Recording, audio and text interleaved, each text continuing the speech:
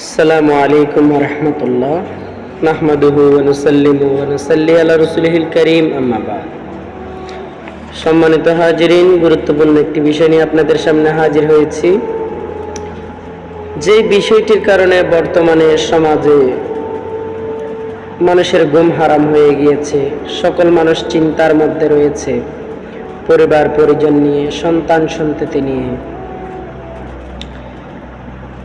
এমন এক করুণ পরিস্থিতি এখন বাংলাদেশের জমিনের মধ্যে চলছে। তার মধ্যে গুরুত্বপূর্ণ বিষয় হলো ইফটিজিং, ধর্ষণ যেটাকে বলা হয়। এটা হওয়ার কারণ একমাত্র একটি, সেটি হলো আল্লাহর কোরআন থেকে, আল্লাহর বিধান থেকে, আল্লাহর দ্বীন থেকে মুমিন যখন সরে যায়,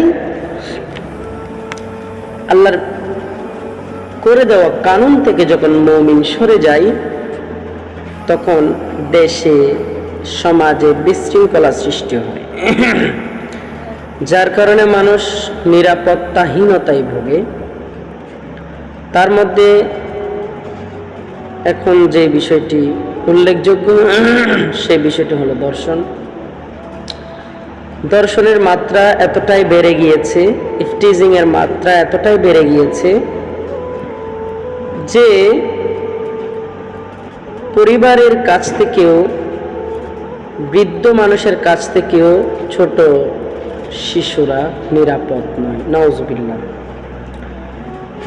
তো যারা অন্যায়ভাবে মানুষকে, ছোট বাচ্চাদেরকে অশালীন কাজকর্ম করে, ধর্ষণ করে এবং বাজে কাজ করে, বলাৎকার করে, তাদের ব্যাপারে আল্লাহ পাক রব্বুল আলামিন বলে দিয়েছেন, ওয়াজ্জানিয়াতু ওয়াজ্জানি ফাজলিদু কুল্লু ওয়াহিদিন মিনহুমা মিআতা জালদাতিন। অর্থাৎ কোন ব্যভিচারী পুরুষ মহিলা, যদি কোন ব্যভিচারী পুরুষ মহিলাকে পাওয়া যায়, তাহলে তাকে 100 বেত্রাঘাত করতে হবে, 100টা আঘাত করতে হবে। এবং সে যদি বিবাহিত হয় অথবা ওই ধর্ষণের কারণে যদি মানুষ মারা যায়, তাহলে এর বিচার হবে 100 বেত্রাঘাত সাথে মৃত্যুদণ্ড।